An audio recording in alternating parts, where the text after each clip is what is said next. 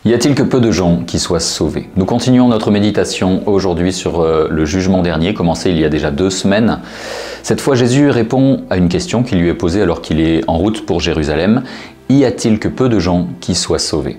Combien est-ce que nous serons au paradis? Et donc, y a-t-il beaucoup de gens damnés? Y a-t-il beaucoup de gens en enfer? Est-ce que Jésus va donner raison à Paul Naref? On ira tous au paradis? Ou bien est-ce qu'il va rester sur l'interprétation littérale qu'en donnera quelques années plus tard le livre de l'Apocalypse, avec les 144 000 serviteurs de Dieu marqués du sceau qui sont sauvés? D'abord, retenons que Jésus ne répond pas directement à la question. Jésus va répondre « Efforcez-vous d'entrer par la porte étroite ».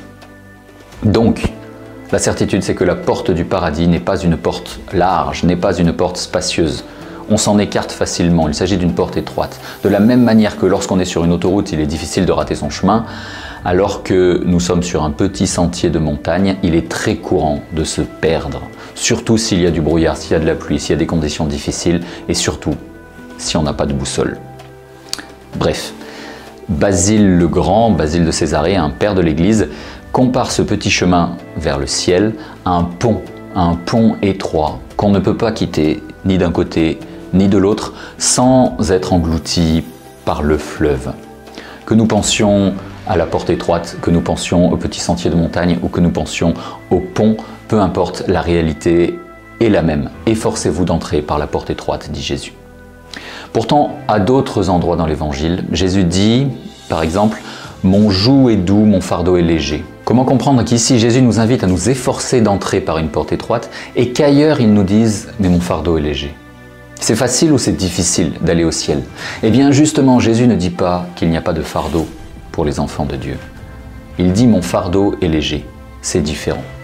Jésus ne dit pas qu'il ne faut pas faire d'efforts. Il y a véritablement un fardeau, il y a véritablement un joug réel, mais ce fardeau est léger. Mais si ce fardeau est léger, c'est parce qu'il est porté avec amour. C'est l'amour avec lequel nous l'embrassons qui nous le fait trouver léger. Si on voit la religion comme un ensemble de règles, mais qu'il n'y a aucun amour pour Dieu, eh bien le fardeau de la religion va être pesant. Alors que si au contraire, c'est notre amour de Dieu, notre amour du Christ qui est immense, alors le joug de la foi va nous paraître léger. C'est vraiment l'amour qui fait la différence. Mais revenons à notre question. Y a-t-il que peu de gens qui soient sauvés? Si Jésus, nous l'avons dit, ne répond pas directement à la question, c'est que Jésus juge plus utile et plus nécessaire à la personne qui l'a questionné, et donc à nous aussi, de connaître les moyens pour être sauvés, plutôt que de connaître le nombre exact de personnes au ciel ou en enfer. Et donc à la question « Combien y a-t-il de personnes sauvées ?» Jésus répond « Efforce-toi d'entrer par la porte étroite ». C'est ça qui est important. Le but, c'est pas de satisfaire notre curiosité, mais de chercher nous-mêmes la sainteté, de chercher nous-mêmes à être sauvés. Cependant, ceci étant dit, nous méditons cette année donc l'évangile selon saint Luc, mais dans l'évangile selon saint Matthieu, chapitre 7, Jésus est un petit peu plus explicite sur le nombre des sauvés.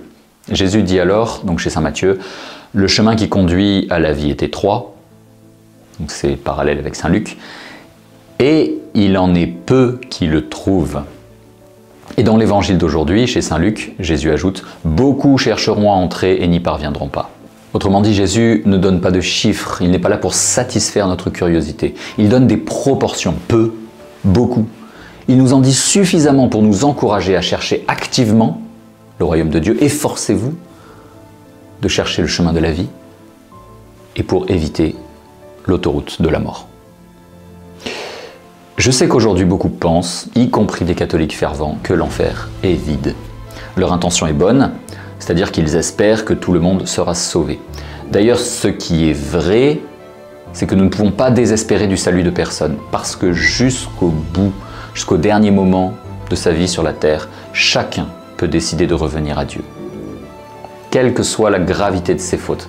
Et dans sa miséricorde, Dieu ne rejette jamais un cœur contrit qui retourne vers lui. Dieu ne rejette jamais un cœur contrit qui retourne vers lui, quelle que soit la gravité de son péché. Ça, c'est bien important de l'avoir en tête. Et c'est pour ça, oui, nous ne pouvons désespérer du salut de personne. Mais attention, Si Jésus nous fait aujourd'hui cet avertissement sévère, efforcez-vous d'entrer par la porte étroite, c'est pas pour nous faire peur comme à des petits enfants. Jésus ne ment pas, il est la vérité et il nous aime. Il est l'amour, dit Saint Jean. Donc c'est par amour, c'est parce qu'il ne veut pas notre damnation, parce qu'il ne veut pas que nous soyons éloignés de lui pour toujours, qu'il nous donne justement cet avertissement. Mais Jésus respecte notre liberté, jusque dans ses conséquences les plus extrêmes, jusque dans ses conséquences les plus dramatiques. Donc si durant notre vie nous choisissons, nous donnons la préférence au plaisir de la terre plutôt qu'aux choses du ciel, Jésus respecte ce choix qui est le nôtre. Sauf que si nous avons mis toute notre espérance dans les choses de la terre, eh bien, comme vous le savez bien, les choses de la terre sont passagères. Au jour de notre mort, elles disparaîtront et ce sera l'enfer. Alors que si nous choisissons dès ici-bas les choses du ciel, c'est quoi les choses du ciel? Eh bien, les vertus, l'humilité, l'obéissance, la chasteté, la patience, et surtout les grandes vertus, les vertus théologales, la foi, l'espérance, la charité, la plus grande d'entre elles, l'amour qui ne passera jamais, nous dit saint Paul. C'est ça les choses du ciel. C'est aussi la prière, le cœur à cœur avec Dieu, conversation avec Dieu, etc., etc. Bref, si nous choisissons donc dès ici-bas, dès maintenant sur la terre, les choses du ciel, eh bien la mort ne sera qu'un passage vers le ciel. Ce que nous aurons commencé à vivre sur la terre se continuera au ciel en présence de Dieu, des anges et des saints. Mais cette fois, eh bien, nous le verrons directement avec les yeux de notre âme. Ce que nous voyons à travers les yeux de la foi, nous le verrons au ciel avec les yeux de notre âme. Dans l'évangile d'aujourd'hui, et je termine par là, il y a un moment où le maître de maison ferme la porte. Et Jésus dit, si vous du dehors vous vous mettez à crier « Seigneur, ouvre-nous !» il vous répondra « Je ne sais pas qui vous êtes ». Cette porte qui se ferme, c'est le dernier clignement de votre paupière, c'est la mort. Tant que nous sommes vivants, il y a lieu d'espérer, car sur la croix, Jésus a racheté tous les péchés du monde entier. Il a racheté mes péchés, les vôtres, et les péchés de tous les hommes, de toutes les femmes du monde entier jusqu'à la fin des temps. Il ne manquera jamais du sang du Christ pour nous laver de nos péchés. Mais, au moment de notre mort, la porte se ferme. Non pas la porte de la miséricorde de Dieu, mais la porte de notre liberté, qui ne peut plus demander la miséricorde de Dieu. C'est ça que Jésus nous dit quand il nous parle du maître de maison qui ferme la porte. Et cette porte fermée ne se réouvre plus. Conclusion, profitons du temps que Jésus nous donne ici-bas. Le temps, c'est un cadeau précieux que Dieu nous donne pour nous préparer au ciel. Ne gaspillons pas ce temps dans les choses futiles, dans les choses passagères, mais réservons-le pour ce qui est essentiel, pour ce qui est vraiment important. Aimer.